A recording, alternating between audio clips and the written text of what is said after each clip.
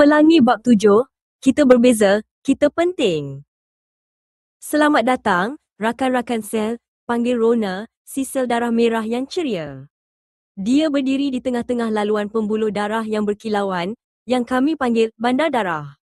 Hari ini kita akan belajar tentang perbezaan yang menjadikan kita sangat istimewa.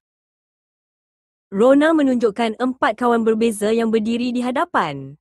Kita tahu ada sel darah merah, putih dan platelet.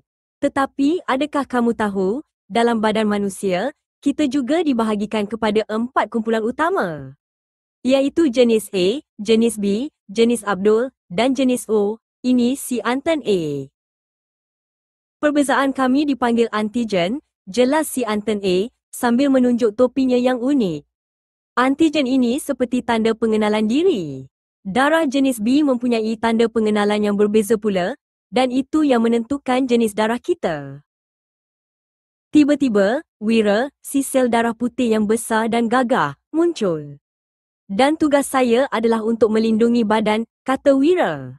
Saya menghasilkan antibodi yang akan membantu jika ada penceroboh. Kerana itu, darah mesti serasi sebelum kita boleh bertukar tempat. Kami melindungi badan. Keping, si platelet yang pantas, meluncur masuk. Sama juga dengan faktor R. Kita ada yang positif, campur, dan ada yang negatif. Walaupun nampak rumit, semua ini mempunyai satu tujuan penting, menyelamatkan nyawa. Rona mengangguk. Dia memandang semua jenis darah di sekelilingnya. Walaupun jenis darah kita berbeza, kita semua penting, katanya dengan lantang.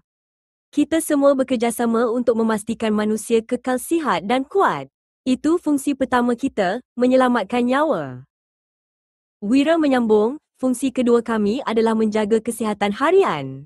Kami melawan kuman dan memastikan semua sel mendapat oksigen. Fungsi ketiga, membantu manusia hidup dengan baik. Inilah sebab kita perlu sayangi tubuh badan ini.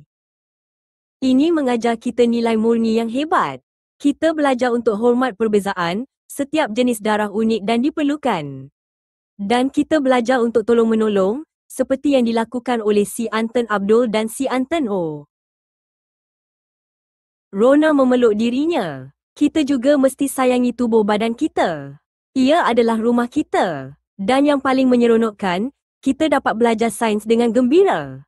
Bukankah struktur darah dan perbezaan ini sangat menakjubkan?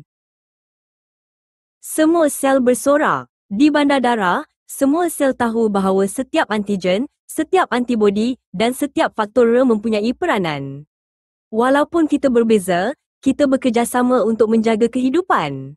Dan itulah rahsia keharmonian di bandar darah yang penuh kerjasama.